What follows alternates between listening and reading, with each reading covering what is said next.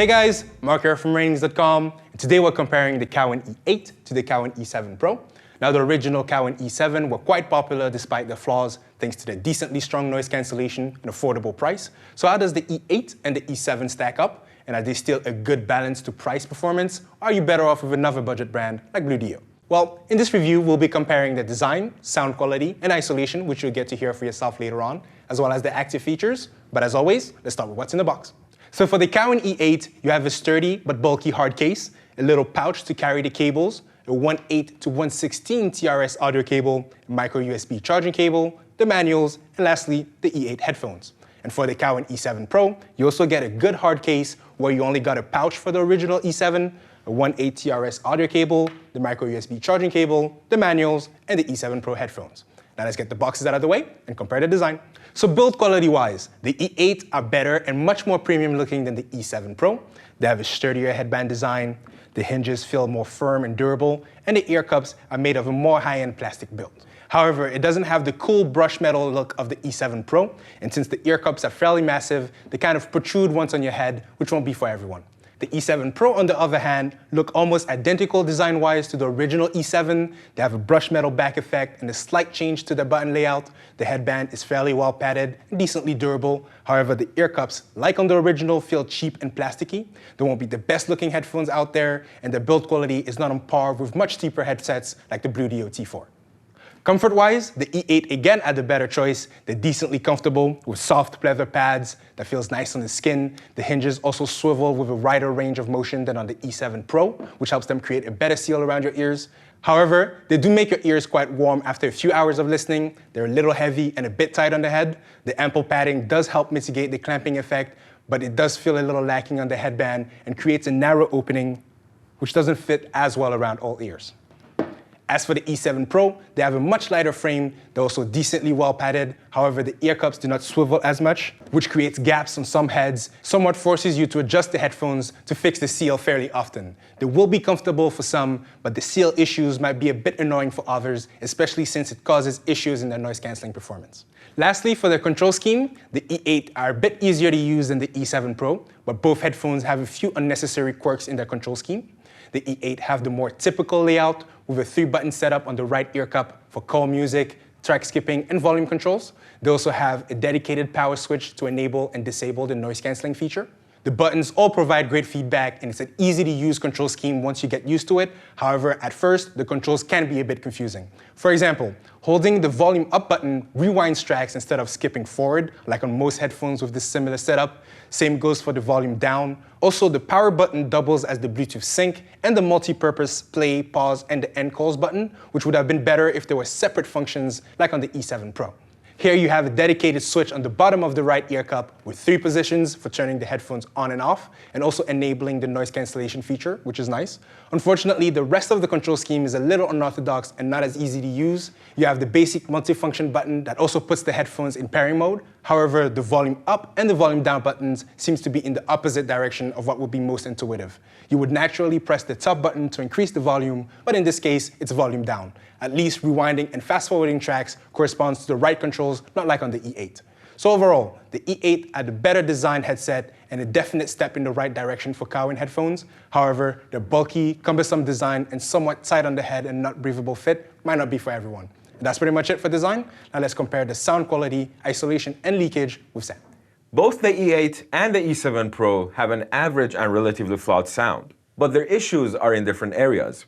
The E8 have an extended bass, which can be a bit overpowering, and their treble is not quite even. The E7 Pro, on the other hand, have a better balanced treble, but lack a bit of sub-bass and have a honky mid-range. But before looking at their measurement results, we're going to play a recording we've done with these two headphones, so you can get an idea about how their sound compares for yourself. Just keep in mind that this is a relative comparison and not an absolute one. So it is good for seeing which headphone has more bass or treble, for example, but you won't be able to judge their actual sound profile. And if you get one of these headphones and listen to the same track that we've used here, you most likely won't hear the same thing.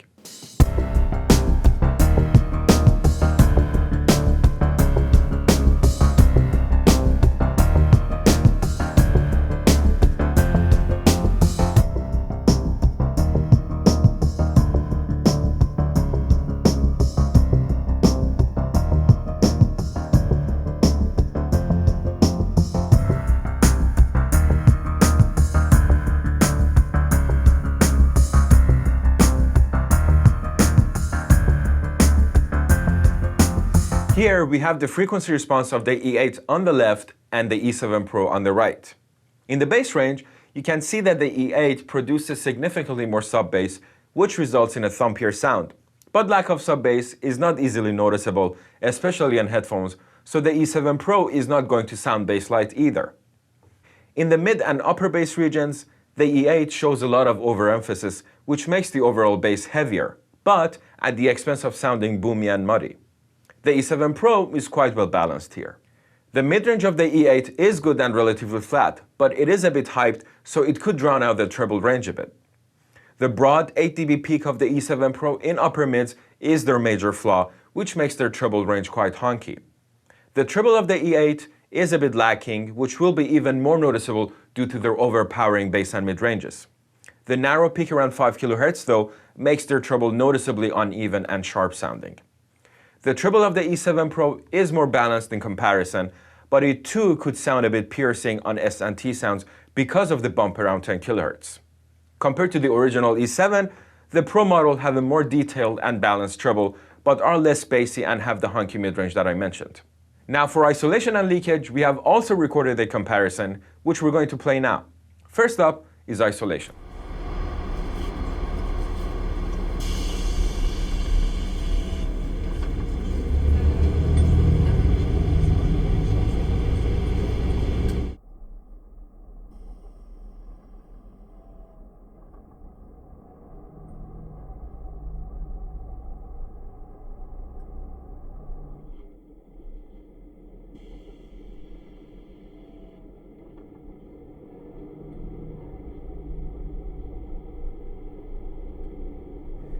The E8 have a surprisingly good isolation performance and are the clear winner here. They provide a good degree of isolation throughout the spectrum, so will be effective in isolating you from the rumble of bus engines, the chatter of a loud office, as well as the high-pitched noise of air conditioning units. The E7 Pro doesn't perform as well as the E8 and only provide an average amount of isolation in the bass and mid ranges. The biggest issue of the E7 Pro's ANC system though is that every time the seal between the headphones and the ears are broken, their sound cuts out. And on some users, this can even happen with very small head movements.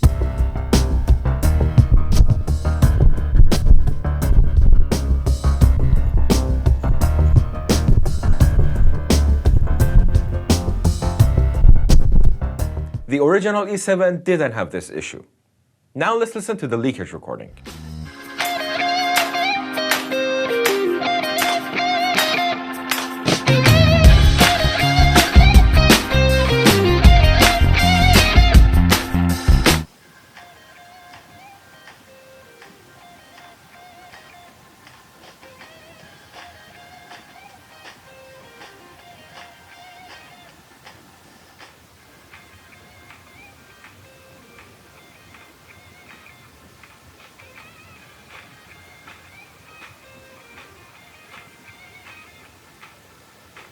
The E8, despite their bulky ear cups and better isolation, perform worse in terms of leakage, and could be distracting to people around you even at moderately loud volumes. Both of these headphones have a leakage that spans both the mid and treble ranges and have a similar profile. The main difference between these two is that the E7 Pro's leakage is noticeably quieter. So if you tend to listen to music at higher volumes, then the E7 Pro would be the better choice and should go unnoticed unless you really blast them or are in a quiet environment. Now let's go back to Mark for active features. Latency-wise, it's a tie for both headphones. The Cowin E8 have slightly less latency than the E7 Pro, but it's only about 6 milliseconds, which is well within the margin of error for our latency measurements. The E8 have a total of about 164 milliseconds of latency on average, and the E7 Pro 170. They both won't be ideal for gaming or watching a lot of video content, but both perform a bit better than most Bluetooth headsets without any low latency codecs, so they should be fine for some listeners. As for the wireless range, here again, there isn't much difference between the E8 and the E7 Pro. They both have a pretty great wireless range of 50 feet when obstructed for the E8 and 45 feet for the E7 Pro.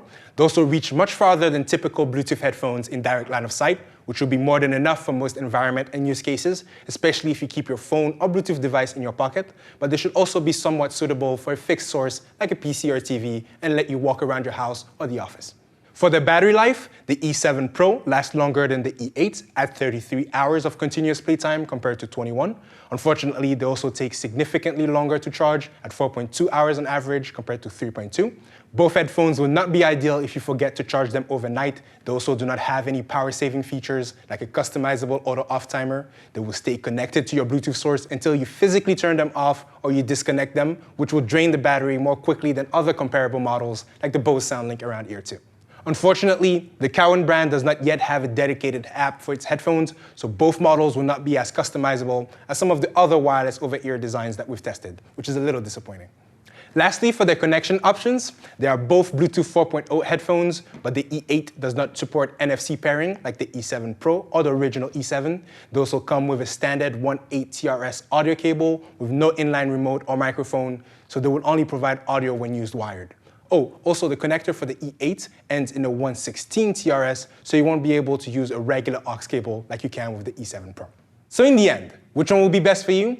Well, if you have the budget, then definitely go for the Cowin E8. They have the much better build quality, they're more comfortable, and they have the stronger noise cancellation, so you can use them in loud, noisy conditions and while commuting. However, since they're a little bulky, a bit tight on the head, and not the most breathable, the design won't be for everyone. They also have a slightly muddy sound, which won't be ideal for more critical listeners. In this case, the E7 Pro sound a bit more detailed with instruments and vocals, and the lighter, more casual design might look better for some. Unfortunately, they also sound quite sharp on already bright tracks, and they do not have the deep thumping bass of the original E7. They're also a bit cheaply built, and the noise cancellation feature is not as strong as the E8's. It cuts out whenever the seal that the ear cups create around your ears is broken, which happens more often than you would like, and may be a deal breaker for some. And that's pretty much it. You can check out all our measurements on our website. If you like this video, then subscribe to our channel or become a contributor. Thank you for watching, and see you next time.